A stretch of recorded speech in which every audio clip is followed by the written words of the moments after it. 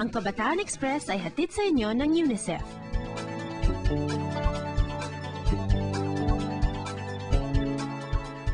Malayo talaga ang mararating ng mga kabataang Pinoy. Anumang hamon kinakaya. Ang sekreto, imahinasyon, talino, sipag, at mga kamay na nagtutulong-tulong. Sa ulat ni Joseph ng Manila Bureau, napatunayan na namang kaya ng kabataang magkaisa. Ang resulta, isang obrang maipagmamalaki ng mga Pilipino. Panoorin natin to.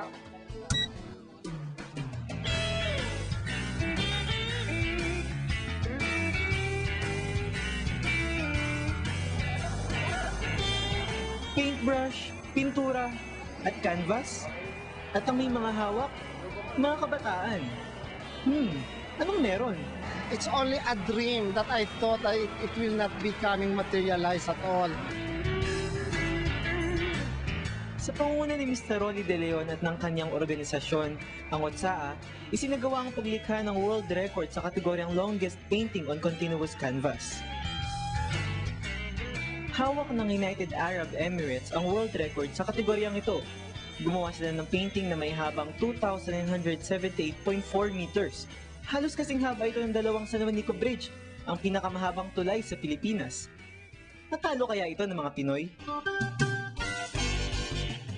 At ang balak ng ating mga kababayan, triplihin ang record. This will add high morale to the country, especially sa mga kabataan. The message of the painting was inspired by the celebration of year 2001 to year 2010, International Decade for a Culture of Peace and Non-Violence for the Children of the World. Now, if you ask me, parang bakit peace? Actually, literal translation niya ng mga kabataan, fish tayo.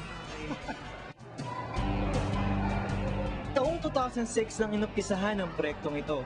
Kapag nabuo ng 8 kilometrong canvas bago matapos ang 2007, ipakikita ito sa World Art Experience, isang art festival sa Angono, Rizal. Pagdating naman ng 2010, ito ay dadalhin sa Egypt upang pangunahan ng World Interconnection of Longest Paintings in the World. Meron pupuntahan itong longest painting natin.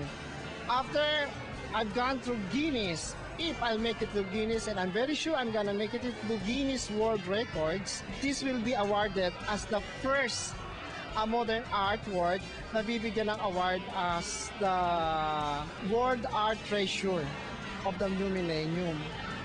Ibang klase yung award na yun. That award has the same level with the Taj Mahal, with our Banawi rice terraces, with our vegan. Parang World Art Heritage Sites din yan. So this is the one masterpiece done by all Filipino artists from the youngest of 6 at saka professional artists also. Kaya ang mga kabataang kasali dito, walang ginawa kundi sa pagpipinta, so may enhance dito yung artistic skills mo, and then at the same time nare-relax yung brain mo and then yung mind mo.